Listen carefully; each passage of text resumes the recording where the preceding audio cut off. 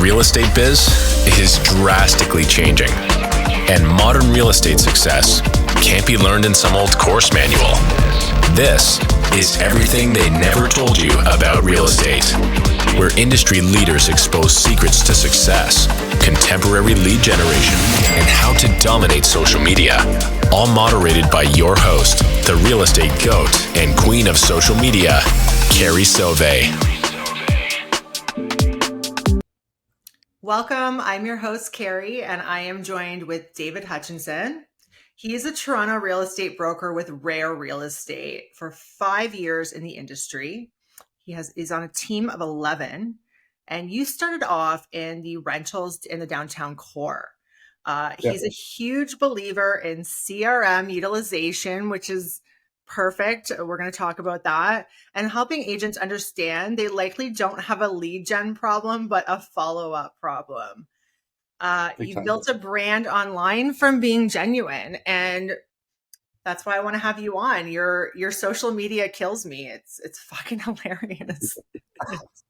Yeah, I honestly, I just I realized it. I remember it was like 3 or 4 years ago when I started doing all my social media stuff, and I remember always trying to be super like posh and professional. And then my friends were the one that kind of checked me and just told me, you look silly. Just be yourself. And I ended up doing that and just getting more clients that way. I had a few older clients that would reach out to me and be like, I love that you're authentic. And truthfully, I would go into listing appointments and people would feel like they already knew me.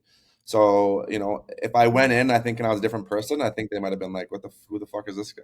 So going into these listing appointments, they already knew who I was, right? We've already chatted or they've watched my stories for whatever. And yeah. Yeah, that's the greatest thing about social media is you can build trust as long as you're authentic and you're showing who you are and you're showing an aspect. I coach some realtors, and there's a lot of mixed messages out there from coaches. And I hear a lot of, oh, well, you need to be very professional and keep everything separate. And I'm like, how are you going to build trust with somebody who's never met you before unless you're showing them who you are, right? So I'm guessing that that's translated really well into your business. It looks like you're doing fantastic. I know realtors that are scared to put that they're, out for drinks or that they're on a trip and I'm like, look, we're people too, you're allowed to do things, They don't expect you to be on your computer constantly. And I'm actually, sometimes I'm bad at that. And it's because when I'm out, I'm usually I'm out and I'm disconnected and my phone's away because I'm always on it. I'm sure like all realtors. So when I'm out, I'm out. But I know it's I have a lot of people that are scared to put that out there, put out what they're doing in their day to day. But most people honestly care about, to see what you're doing day to day. And they don't really care about the 500 square foot condo that, everyone else has seen. Yeah, nobody wants to see just listed and just sold, and that's all that your content is. It's so boring. I'll just unfollow people left, right, and center. I'm like, honestly, if I see people add me and yeah, me too. Like when they add me and it's just sold, just leased, just sold, just leased. I'm like, honestly, I know half of those probably aren't yours anyways. So it's like, what does that, who are we kidding here? Let's just be ourselves and have fun with it. And I think that's what the issue is. I think a lot of people aren't using social media correctly in the sense that, TikTok and Instagram are fun recreational apps that were designed for fun and entertainment. So people don't go on TikTok or Instagram expected to be sold stuff, right? So when I open my TikTok, if it's just me being sold shit, I'd probably close it right away. But if I'm going on there and I'm laughing and I'm getting entertained and learning a few things here and there, I will stay on that all day. So I feel like that's the better way to use your social media, is to educate and entertain. It doesn't say you have to be a comedian. I'm not everyone's the same, but use it to your advantage on how you can entertain and educate at the same time. But, pushing your stuff down people's throat to sell everything, it just doesn't make sense. And your social media is great like that too. You're just being yourself. You're being funny. You're doing the trend. It's perfect, right? And that's what people can relate to. And that's what people want to see, honestly, I think. Yeah. So years ago when my Instagram blew up, I blew up really early on in my career. And it was because honestly, I was showing a lifestyle. I was selling a lifestyle. Like I was at like private Drake concerts and going out for dinner every night. Now I'm the realtor that literally is like the ambassador to my area. I have people reach out. I have builders reach out to me that are just moving into town and they're like, Carrie, where do I go for the best pizza in town? Where do I go to do this? Because I've created not just like a real estate brand, but like an ambassador brand, right? It's very important. For sure. Yeah. Yeah. I agree. I say the same thing. I started doing that during COVID when businesses were struggling. I would reach out to local businesses and be like, "Hey, look, how would I do a video on your store for free? I live in the area. I love the food here, or I love the clothes here. Like, why don't I do this for free? Push some business your way." And like, I wasn't asking for anything in return, but it led to down the road people calling me being like, "Oh, I just ate at this restaurant and they mentioned you're a realtor." So and it kind of like started with that. But Yeah, it was yeah, good. it's great cross promotion and supporting local businesses and people who we frequent their restaurants, their places of business is super important. So important. My quarterly emails, like when I'm sending out emails to my database, honestly, most of the time it's talking about a new restaurant in the city or a new gym or a new activity. I'm not sending out like, "Hey, look at this cool condo that doesn't make sense for you whatsoever." I'm like, "Hey, this is a sweet new restaurant that in the area that you just purchased in. If you need reservations, let me know. I have friends with the owner, whatever." I like that. I really like that because in this business, I believe that you have to stand out. And it's harder and harder to stand out as, you know, in the past, I'd say 5 years, technology and real estate has grown more than I've seen in my entire career of like 13, 14 years, right? So you have a lot more agents hitting social media. So the thing that made us stand out 3 years ago is not enough anymore. So what are you doing 100%. that nobody else is doing? And you're saying providing really good content like this to your CRM, to your database is a really great idea. What else would you say sets you apart? I think honestly, in terms of like on social media, you mean? Yeah. I'm super just genuine on social media. I think that's what sets me apart. I really don't care. I used to care a lot about what people thought about me. I used to be so nervous to get bad comments. I'd get a bad comment. Actually, just recently, I posted something about I did a showing. It wasn't even a real story. Okay, it was like I went to like 4 or 5 fucking showings, and there was like tenants in all of them. It was an investor client of mine. Okay, so obviously there was like a whatever. I'm rambling. They were all fucking tenanted units. Okay, and they were like just gross houses, and it was just is what it is. I'm not saying tenants are bad. I help a lot. I started my business helping tenants, and still to this day help tenants. And I posted a video being like, "Oh, let me tell you what it's like to show a tenanted property." And I was like, "Typically, they're sitting down for lunch. You're always interrupting their lunch, and I saw that one. they're always cooking smelly food." And I'm like, "There's always a sick cat because there's always a sick looking animal." I swear to God. And I wasn't making fun of tenants. I was a tenant forever and until I bought, and I help tenants every single day, literally. And it wasn't even a single story. Anyways, I don't use Twitter, but my friends use Twitter, and there's a person on Twitter that like reposted that video, and I was getting like roasted. Uh, and actually, there was like one realtor who was like sticking up for me, and I didn't even know about it, and she sent it to me. It was like, "Hey, just a heads up," and I was like, for like a split second, I was like, "Oh my god, shit!" Like, fuck, is that bad? And then I'm like, you know what? Who that? It doesn't. You can make the perfect video and like not stutter and point some really good facts, and it's all about how the audience is going to take that story and how it resonates with them, right? Like Yeah. I had a friend do a TikTok post, and it was a happy story for him, but it must have resonated bad with some other people and got negative reviews. And it's like, you're never going to make a perfect video. No matter what you say, you're going to bother somebody. Realtors are hated in general. So it's like, we're already starting off down here. To get like up here, it's impossible, like just post it. Like, who cares? Yeah. I have a lot of newer realtors on my team, and I know that it's stressful and nerve-wracking to post the videos, and you watch them like 50 times. Truthfully, I don't even watch my videos. I'll record it. If I think it's like kind of funny, I'll post it, and I won't even look at it. I'm like, fuck, whatever. If it does good, it does good. It doesn't, it doesn't. I thought it was funny. It's okay. You know, I Yeah. mean, obviously there's a line between, you know, I don't post my like political views. I don't post my religious views. I don't post some of that.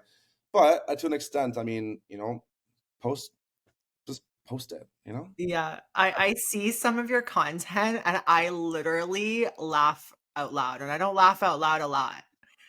Some of I it, I'm appreciate it. just like, I just don't. I think it's something funny, and as realtors, it's super lonely. Like this career can be really, really lonely, and yeah. you know, a lot of time, like I can't call my buddies. A lot of my friends aren't realtors, so I couldn't call them, and it wouldn't be funny to them. You know, they'd be like, I don't, I don't Type of get it. thing. But if I post on social media, my followers all realtors, so they'll think it's funny and they'll get it. And if I offend two people of 17, I don't give a shit. You know, it's Yeah. so. Here's the thing It's though with any tenanted property. So like forget about posting about tenanted situations or investment properties. I remember just posting a freaking ad for a property and I mentioned that there's a tenant. And this is on Facebook. It's not even on TikTok, which is TikTok is notorious for these trolls, right? This is on Facebook ad for a freaking investment property. And I have like 30 comments about how I'm the scum of the world and, you know, I'm displacing I'm just like, yo, like I said in my description, tenant willing to stay, like get the leave me alone, get off my back. yeah. You You can't can't win. win. You're never gonna win. Like, you know, that's my thing. I think that's how I've honestly separated myself. Is I genuinely just I don't care what people are gonna say. I mean, to an extent, but I just built my whole brand on being genuine and telling Mhm. my stories. And I don't post a lot of just sold, just whatever, because I'm I remember being a consumer buying real estate. I remember when I bought my first condo, I wasn't a realtor, Mhm. and I didn't find I if I went on Instagram to find a realtor and just saw just sold, just leased, I'd be like, that's boring. Like I'm bored of it, and I'm a realtor, so I I don't care to post that stuff. If I have something really cool, I'll post it. But yeah, Yeah. most of my stuff's just my life and funny shit. It works for So you though. And like, let's be honest, you're a male, you're not a female. I'm guilty yeah, of this when I started on Instagram, as well as a lot of female realtors with large accounts. It was all pictures of us, you know, like that was our yeah, thing. yeah, So you're doing it for differently, sure. and that's awesome.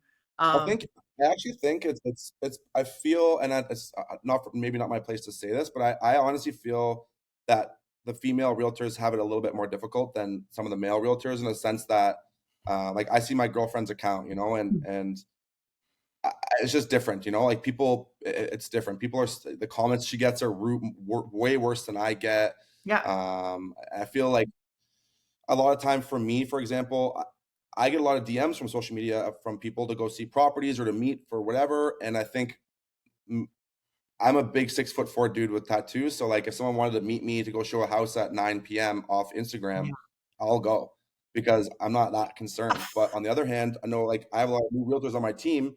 You know, they send me pictures all the time of their DMs and they're like, hey, like, what do I do? This guy wants to meet me for drinks. And I'm like, you know, Yeah. they have that, you have that whole other aspect of side of things that you guys have to worry about. And it's not really fair. But It is. It is. And honestly, I feel like it takes attractive women a lot longer to prove themselves in this industry, yeah, for people to take them seriously and see we actually have to showcase more of the activities, the real estate 100%. buy and solds. I feel Yeah, like because it's almost like if we don't show them, are they doing business or are they models? Do you know what I for mean? sure. So it's kind of like 100%. we have to have a really good mix of that. But honestly, last summer, I'm in my pool. I posted a picture of myself in my bikini in my pool because literally that is my life. I work from my pool all Yeah, summer and that is who I am. And everyone's like, sure. oh my God. You're like, what? I'm at my, what do you want me I'm to like, wear I'm a sorry, my t-shirt? boobs are really big. Like, Yeah, like, do you want me to let me put a t-shirt on here. Like, that's, get the, I have new get girls on the my fuck out team of that here. have like, yeah, they had like different lives in the past, right? They worked different industries in the past. And it's Yeah. like, um, you know, oh, sorry, one second. And they're allowed to, you're allowed to go to the beach. You're allowed to go out and have drinks. It's okay. Yeah, It's okay. exactly. We brought up a little bit about tenants and investors, and I would like to get a little bit serious right now. What do you think? There's a lot of our LTV system is broken. Do you work with, I know you used to do a lot of leases. Are you still doing them? Like, what are your feelings about what's going on in Toronto? Because I'm having some really bad experiences with tenants right now. And it is like, I'm weighing the option. Like, do I send my 6'6" husband in there to remove them and take the $50,000 fine? Or am I maybe going to be out $60,000 at the end? Like, it's getting crazy. I know. It's funny. I literally before this, I just had a call with an old rental I did a year ago, and the agent just called me and she's like, "Hey, your tenant from X years ago is stopped paying. Are you still talking to her?" And I was like, "No." But okay, so this is a good one. This is a good question. I do still work with rentals a little bit. I mostly hand it off to my team now at this point. But if I have like referral clients, I'll help them out. But yes, I'm still involved with it. I see both sides, honestly. The landlord tenant board in Ontario is brutal. Like it's just for landlords and investors, it's just not fair. There's nothing to protect them. And you know, like I had a client from Calgary recently, and I'm not sure if you're aware of this, but in Calgary, it's like, I mean, it is the Wild West, but still they can just walk if they want. Like if their tenants aren't paying rent, it's like, hey, you're out. You know what I mean? Whereas here, it's just really not fair for these owners, and it's tough. I also see the other side of the spectrum where the tenants have issues with the landlords, right? Yeah. The landlords, were requesting weird things or being shady. Mhm. I know like a lot of landlords in Toronto are in serious trouble right now because they were during COVID, you could rent out a condo for 1,400 downtown when it's really worth like 22. So those people are in since COVID and they're not leaving because they know what's going on out there. And this landlord is bleeding money, and they're starting now to do like shady things. Like say, "Oh, I'm moving in," or they just try to like raise the rent without them knowing what's going on. But I think it's just brutal all around. Like Yeah. it's bad. It's so bad. And the rental market in Toronto right now is a sick joke. Like every good condo, it's got 10, 15 offers on it. It's like gone in a day. It's one bedroom condos downtown are probably 24.50 right now. Mm. It's tough. And when you work with a new, like renting is usually people that are, starting out their career. They're making 50, 60, 70K. It's like, I don't know how they're ever going to get out of that renting like Yeah. hamster wheel, because if you're paying 24.50 a month for a one bedroom, how are you saving any money? Your take home per month is like, let's say 6,000. So you're left Yeah. with like what, a little bit each. It's crazy. But yeah, it's tough for the landlords are suffering, and landlords have it really hard. Like, and that's why whenever I work with a landlord or I work with a tenant, and Mhm. we're putting an application, and sometimes the tenant will say, "Why do they want my credit score? Why do they want this and that?" I'm like, "Look, this is their only chance to look into you. Once they sign this agreement, like you're in, and you can stay for 20 years if you want, So like, I understand both sides, but I feel like it's just there's a very huge lack of information out there for both tenants and landlords. And I get my landlord clients, my investor clients all the time being like, "Hey Dave, I want to get this guy out and then put a new one in." I'm like, well, you can't just do that. Or buying a new condo with the intention of just kicking that person out right away and re-renting. And I'm like, you can't, Yeah. like Yeah. it's a It's lack of sad. information. It's a big lack of information. Yeah, it's sad. And don't get me wrong, I think being a Canadian, uh, shelter should be a human right. You know what I mean? We pay enough taxes Hmm. for it. But my problem is that it's falling on the backs of the small investors, not the corporations, the ones that own income properties for their retirement, right? Like realtors For and, sure. all these people who are firefighters and policemen, and they have all of these, they have a couple of investment properties, and that's their retirement, so the Yeah. government, I think this is the government's fucking fault because Yeah, no, I agree. they're not doing their I job, agree. supply more affordable housing and Yeah. stop putting it on us, right, to deal with. Yeah. Yeah. There's a lot of like, I think that's a big misconception too. And I work with the tenant side of thing. I always kind of explain, they're like, oh, it's just the landlord. Like they got tons of money. I'm like, you don't know that. This might be their only investment, Yeah. and they're probably losing money with you being in here realistically. And if they're cash flowing, and if they bought it recently, it might be like $50 a month. So if anything, this is irritating for the landlord and the investor. So like, let's all work together. But Yeah. it's interesting. It's a weird. Toronto's bad too. Toronto's really bad. Like, we're a different animal down here, I swear. But yeah, I think there's got to be more information. Like you said, I do agree with that. I think there's a lot of pressure on the individual owners, individual investors to just kind of like be like, okay, how do you be okay? And like you said, there now these people, that's their retirement plan. They're being forced to sell. Yeah. And not only are they being forced to sell, they're going to selling for, I mean, we're down 15-20% from the peak anyways, but now they have a tenant in there that there's one example right now where it was on the market and then off the market. It's at, I'm not going to say the address because I want to sell it still, I'm convinced, but there's a tenant in there. And it's not even the tenant's fault. I don't get mad at the tenant. I understand that this is very frustrating. The tenant, the landlord tried to sell at a price because they just bought it. So they couldn't sell it because they're going to be taking too big of a hit. So they rented it out. So now it's rented out. Their original listing agent, messaged me and was like, hey, can I get your help selling this? I know you're in the area. I know you're local. I live down the street. Can you send it out to your database and help me send it or help me sell it? And I have the clients to sell this property, but getting in is next to impossible.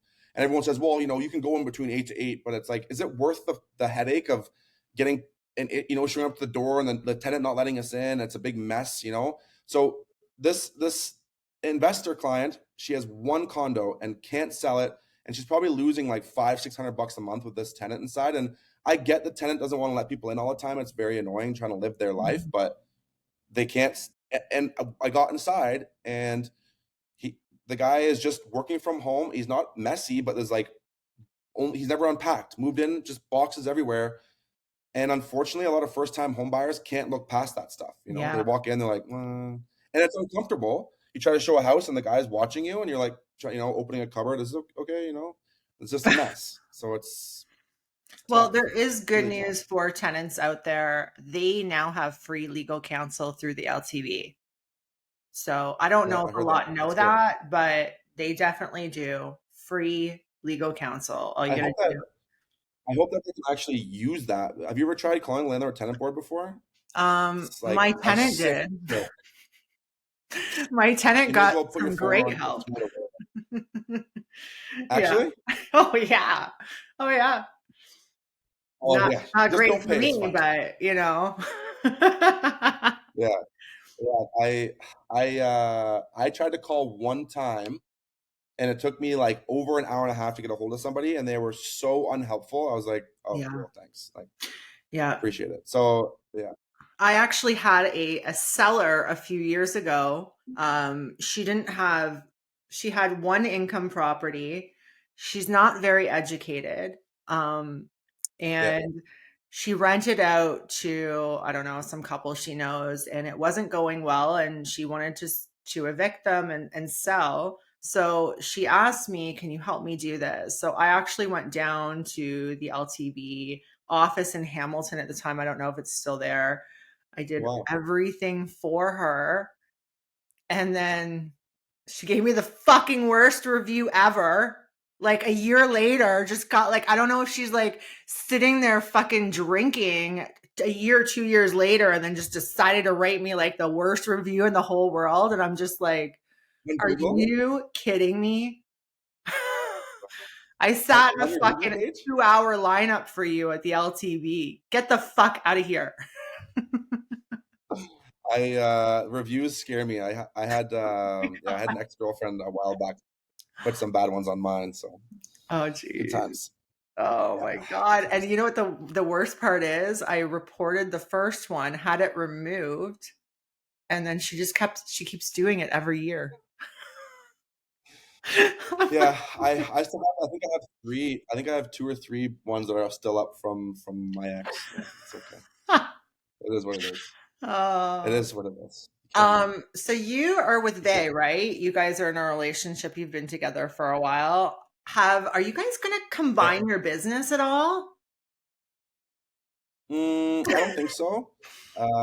We already like have so much, like all we do is real estate and all we talk about is real estate, that I think doing that, we do a lot of things similar. So like she's kind of starting her team, so I help her a little bit in that aspect.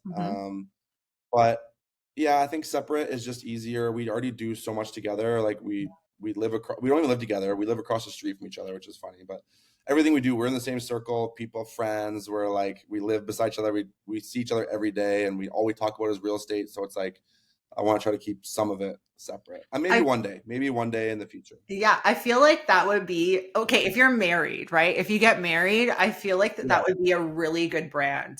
Like you could take that and do something huge with it. Just my opinion. You know what? We actually, it's great because she's like really good at what I'm really bad at, and I'm the opposite. I'm really good at what she's really bad at. She's super, super, super organized, super on it with like time blocking, and when she wants to get shit done, she'll like block it off and get stuff done. And I'm so like ADHD scatterbrain, and she'll always be like, dude, you just told me like 15 different things you want to do. Like, what about, let's just do one of those at a time. And I'm like, okay, true. Okay. And she's very like calm. I'm just like chaotic. I want to do everything. So she grounds me a little bit in that sense. So, and she's great at like paperwork organization. She does my budgeting for me, like, because I need that. Because honestly, for me, when I just said this on Andrew Perry's thing too. It's like, a lot of realtors, when they get into this industry, we don't have, we're not like, some of us are, but I didn't come from a business background. My family isn't entrepreneurs. My family had really little to no financial education in terms of like investing or entrepreneurship. Yeah.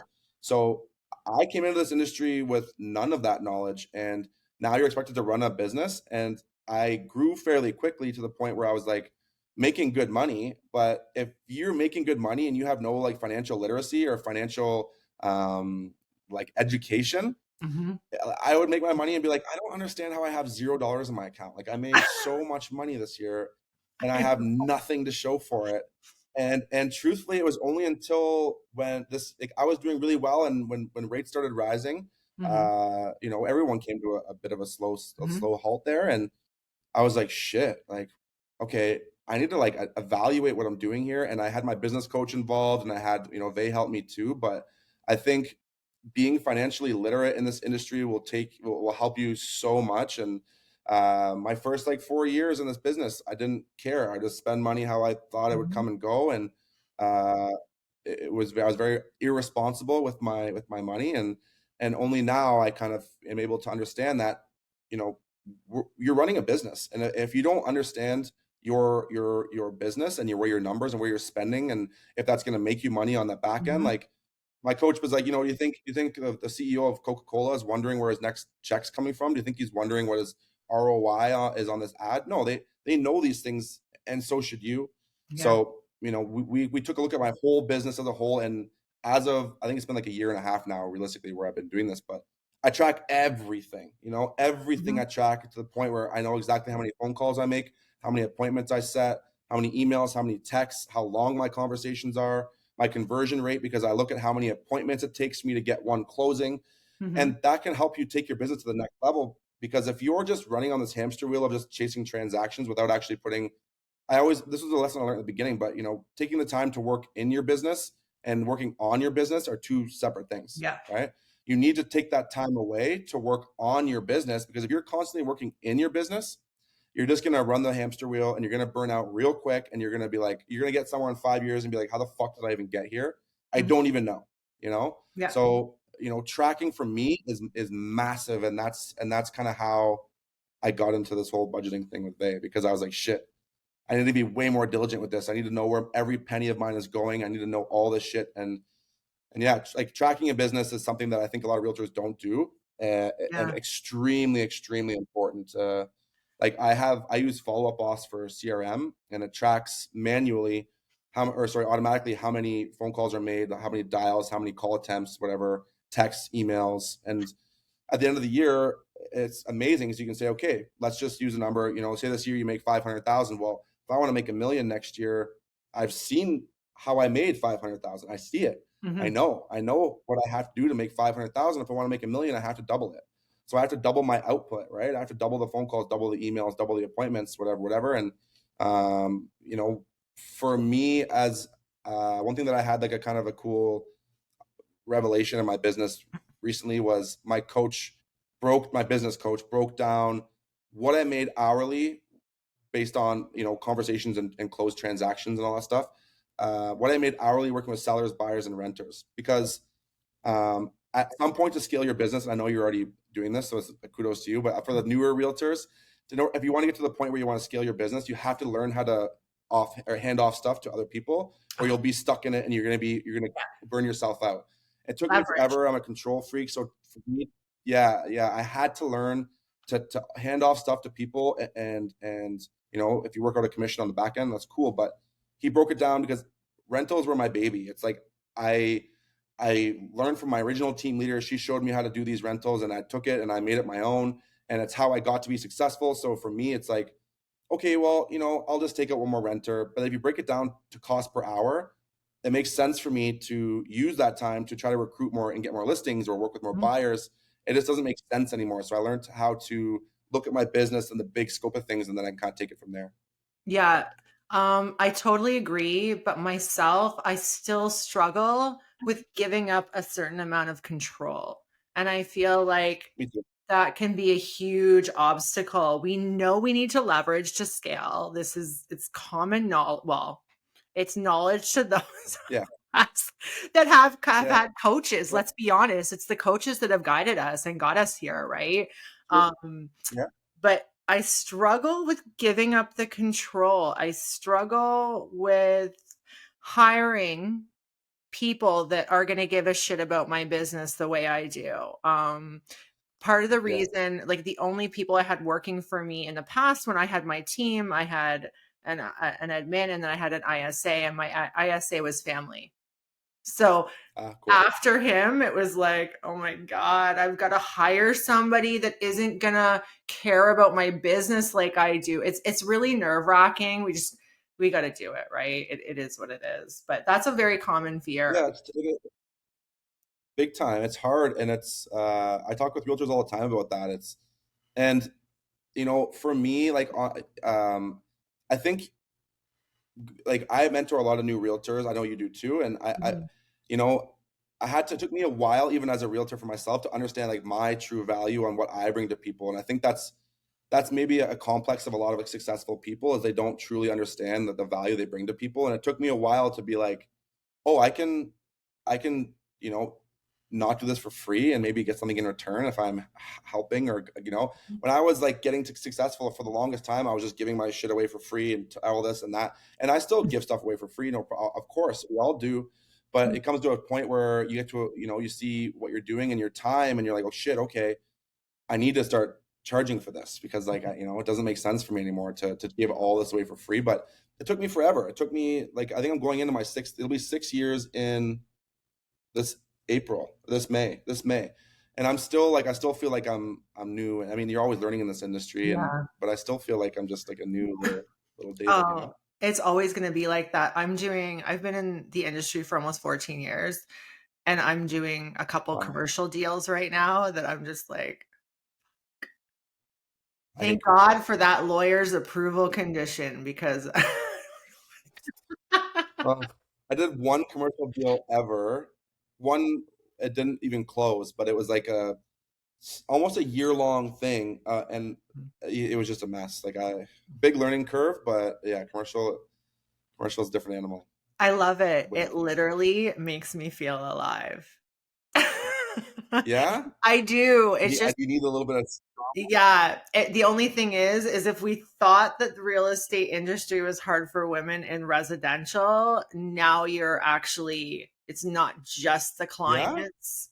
It's now the realtors that you're working with in commercial that are difficult. Oh my God. I wanted to put an offer in. Sorry? It's male dominated commercial. Yeah. Right? Yeah. And I went to go put an offer in on a commercial condo for just $1 million for my client, right? Yeah. And I called the agent and his phone's off. So I'm texting him, and we were just with him. Like, he just showed us the property. And then no answer to my text. The next day I call him in the morning. Oh, hey, Carrie, how's it going? And I'm like, well, did you get my text? And he's like, yeah, no, I turned my phone off after that. And I'm like, okay, well, I need this because it's a commercial condo. So I'm like, I need this information. It's like a commercial, it's like a condo, residential condo, right? You still need the same kind of information.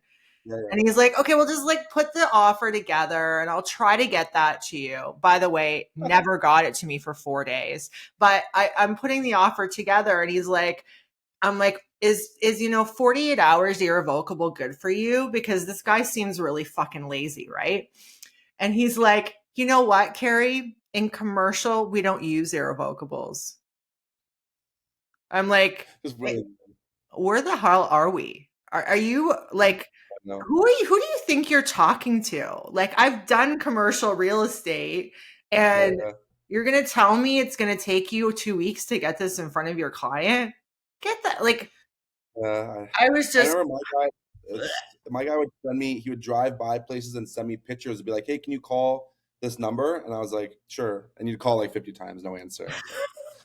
It's like, I don't even bother anymore. I'm not bothering. You know what, though? There's a new generation of commercial real estate agents, and they're actually hustling and getting shit done. So these old timers that are so difficult and condescending and chauvinistic better watch their fucking backs. Yeah, good.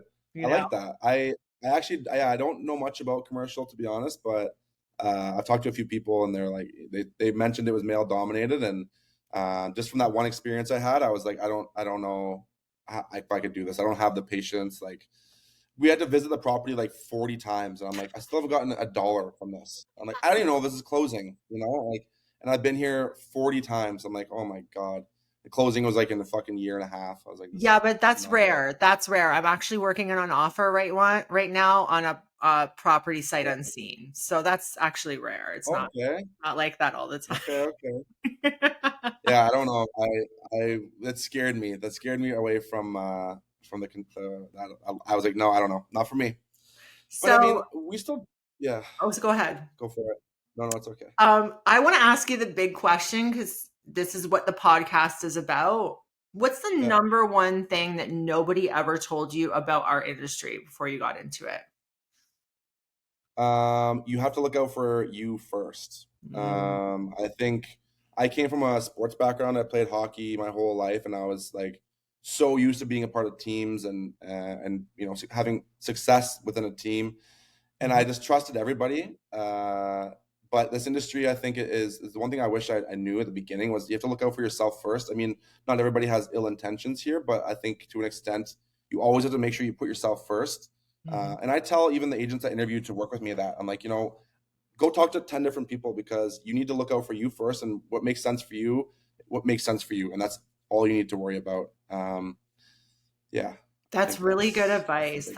That's honestly, that's the first time anybody's said that. And it's so true because in our industry at the entry level and even the mid-level, it's cutthroat. Okay. It's cutthroat because as you know, 10% of the realtors are now it's 10%. It used to be 15 or 20, but 10% of the realtors are making 90% of the money. So you got to look at the majority of the realtors you're going to come across are not even making 10% of the money.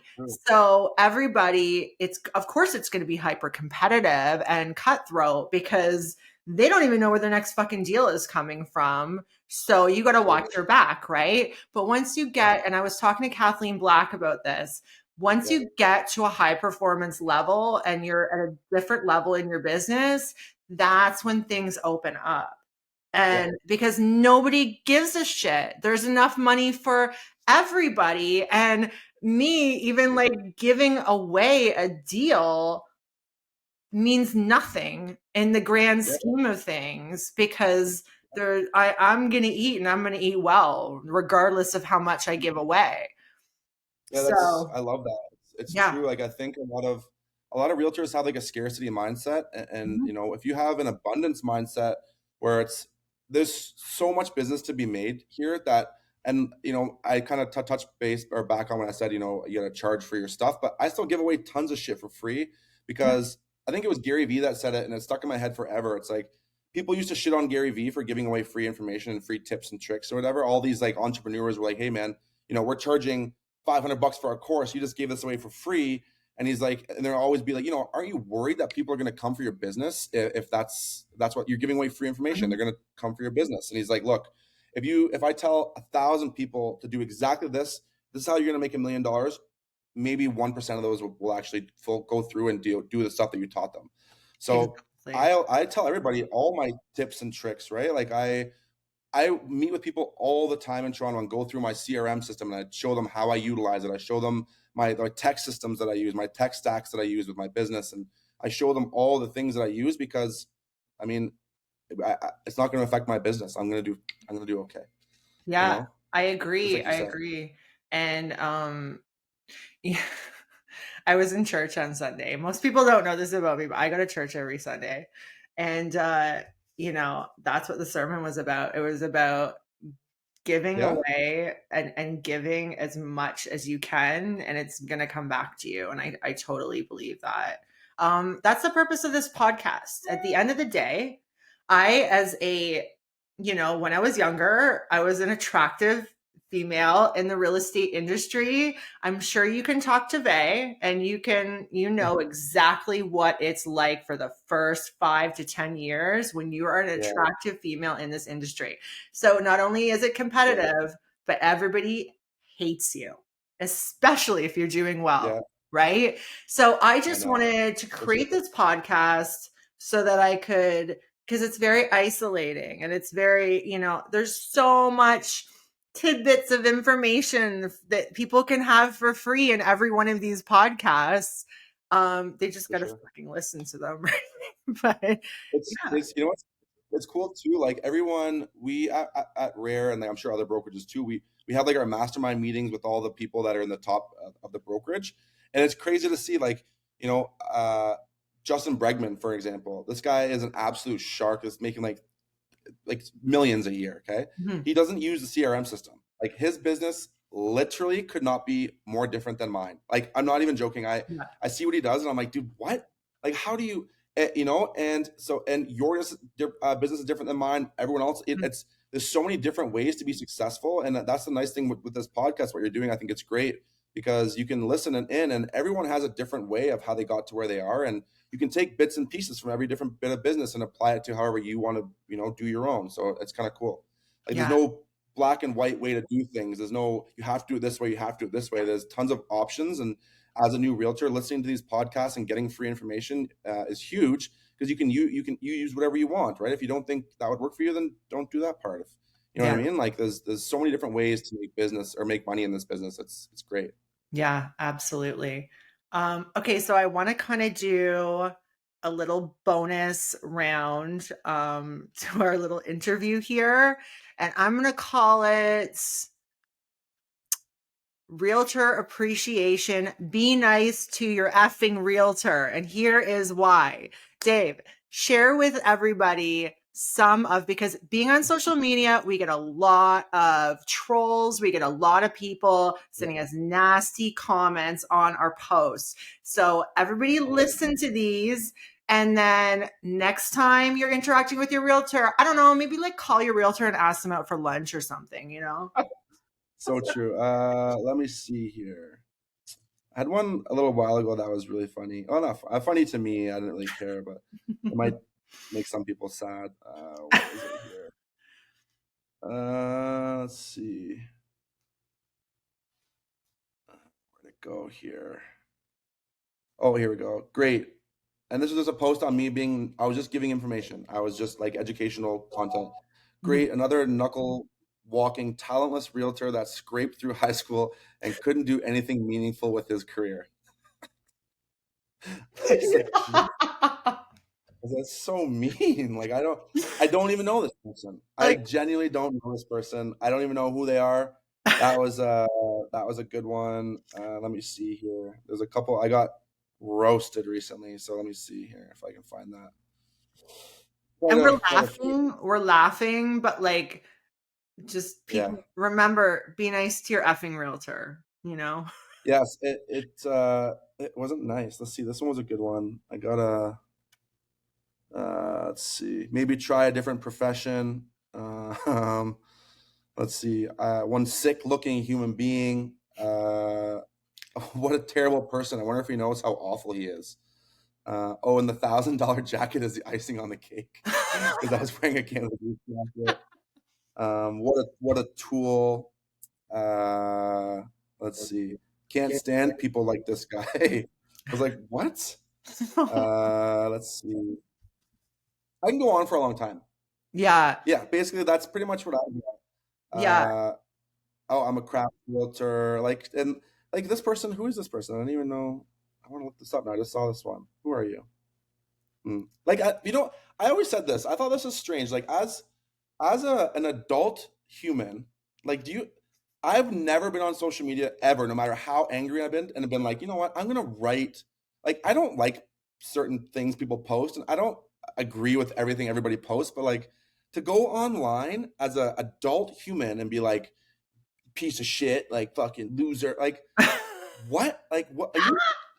Who the fuck has I that know. time? Like I didn't have the time. Like, if I don't like something, I'll just scroll past it and like unfollow them or something. I don't know. Yeah. Like that's just me, but Yeah. I And don't know. like we laugh at this stuff, but this is like if you create a lot of content on social media, you're gonna get this. Do Oh you yeah, yeah, okay, yeah. I have a question. Do you or Vay have any stalkers yet? Because I've had so many over the last 15 years. I can't even tell you. I had a couple that yeah, a little bit here and there. Vay's got it worse than me. She was also on The Bachelor, so she's got like those people. But yeah, I get like some people that yeah, for sure. Not too bad for me, but she's got it worse than me than I do for sure. Yeah. Yeah, I get a lot of nasty comments too. Jesus. Yeah, there's no way around it. Like I mean, if it comes from a fake account, it's like, okay, you took the time to one, create a fake account probably for this reason. And then it's like, if you look at their other comments, like they're probably doing the same thing to 50 other realtors. Yeah. Madeline Town, she Yeah. kills me with responding. Like, so funny. That's all you can do, like you just got to laugh at it. And if you can show that doesn't bother you, it is what it is, like it actually will probably bother them more that it's not phasing you. Yeah. But And I've had realtors that I've coached on social media who have been like, "Hey, I don't want to post anything the least bit controversial because I don't want to get attacked." And I'm like, "No, what do you think pushes the algorithm? It's comments and yeah, likes and shares. Post like just don't talk about the freaking government, please." You know what I mean? Like yeah, yeah. You're right. I do the same thing. I saw what was it? There was a marketing guy on TikTok the other day, and he's like, when I post TikTok, sometimes I'll misspell. He'll capture or title the video, and he'll Mhm. like misspell something or use wrong grammatical whatever, and he's like, that usually generates like 50 comments, and which pushes it forward. He's like, I do it on purpose. Yeah. Yeah, he's like, I fuck up on purpose on my content, like little silly things here and there that people will be like, it's actually fucking there, not, you know what I mean? And then you're like, well, thanks for that. You're pushing my shit, thank you. But he does it on purpose. Oh Smart. my God. Oh my God. Yeah. Yeah. Do you have any final tips for realtors out there geared towards maybe social media?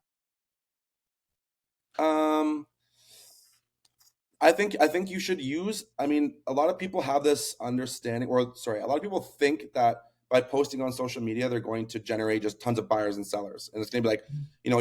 And I did. I remember posting my first video, and I'm like, oh man, I'm gonna get so many fucking buyers from this, and it was all like realtors commenting like, cool suit or whatever, So there's other ways you can make money from social media, not just attracting buyers and sellers.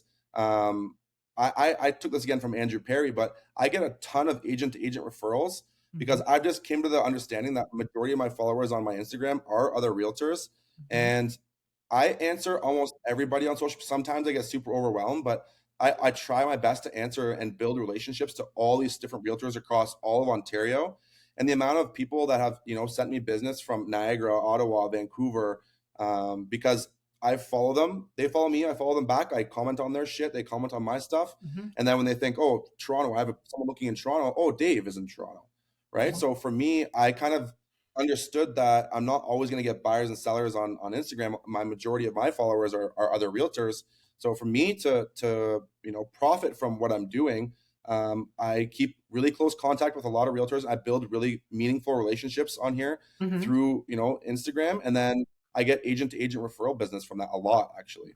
So That's great. That's really good. That's my biggest. Yeah, I feel like I I feel like everybody, most no, realtors out there are looking for instant gratification. And like any method of prospecting, if you're going to use a content creation and as a way of prospecting, that's fantastic. You can definitely reach more people than if you're knocking on doors. However, it could take you like 6 months to a year before you get a client from it because you're still building a relationship, right? That takes time. And people, that's the problem. Realtors are fucking lazy these days. They want everything right now, right? And that's not how business works. Yeah, there's no shortcuts, there's no shortcuts in this industry in general. Whether it's however you want to do it, this business is all about building meaningful relationships with people, whether it's through social media or in real life. But yeah, you're so right. I did that too when I was new. I'd put a video and be like, why is no one asking me to buy a house yet? Like what the, but it takes time. And I've been doing social media like seriously for probably 3 years, and only in the last little bit now I get people being like, hey, I've been following you for a year and I'm ready to buy now. I've been watching all your shit. I appreciate it. Do you want to hop on a call? And I'm like, oh, I didn't even know you fucking followed me, but yeah, amazing. Yeah. And It takes time, right? That's why I like to, here's a tip for everybody out there. Share content that is your market related, not necessarily real estate related, because then you'll get the followers and the people engaging with your community content. And then when they're ready to buy or sell, they're already there, right? For sure. You're right. Yeah, it's a long game. Social media is for the most part. I mean, sometimes I find, honestly, TikTok, I've gotten a few buyers from TikTok and it's more, but I don't get it still. I'm still figuring it out. It's like I think I like it so much because it's like a gamble. Like I post a video that could be the most ridiculous video ever, and I'll get like 15, 30,000 views. And then I post with fucking graphs behind me. And I'm like, if you look at this graph here, according to the calculations, you should be paying. And I'm like, and then it gets like fucking 2 views. So I'm still figuring out TikTok. I don't get it. But that's why I like it. Because it's like when I post something, it can be really viral, or it can just be dog shit and no one cares about it. I don't know. Do you do lives, Dave? I've never done a live. Do it. Oh my God. Okay. So I talked to Madeline and we both agreed that's where all the leads are coming in on TikTok, is through TikTok Live. I don't even know how to, I'm going to Google this after. Just do it with Vay one night, literally just sit there and eat dinner and then let people start. Who, are people supposed to know that I'm doing it, or is it just it comes up? I don't even know. It comes up on the For You page, right? So I don't need to make a fucking event Canva stupid mailer and be like, hey, come to my, no? No. Interesting. Try it and then let me know how it goes after you've done a couple. But I've been doing lives with Madeline because it's boring just to sit there and be like, wait for people to come on. Whereas me and Madeline can just have a conversation about some asshole client we encountered or another douchebag realtor. And then people are coming in and before you know, people are asking questions about the market, whatever. Right. So it's nice. Yeah. And then let me know how that goes. But I love your content. Honestly. I think you're my favorite realtor on TikTok because your humor is oh my God, did he just say that? And it makes me laugh, right? So you definitely are my favorite realtor to watch. For me, entertainment wise, yeah. So I really appreciate you coming on today, and we got to do it again soon. Please, honestly, anytime. I appreciate you. I think you're doing a great job. Keep doing it. You're giving away tons of free content, and it's great for new realtors to listen to this stuff. And even if you take one little thing, that's all that matters. Yeah. Thank you so much, Dave. Awesome. Thanks for listening to Everything They Never Told You About Real Estate. Be sure to subscribe so you never miss an episode. To connect with Carrie or for more information about her coaching program, check out carriesoave.ca or at Carrie Soave and Associates on Instagram and TikTok. Thanks again for tuning in, and we'll see you next time.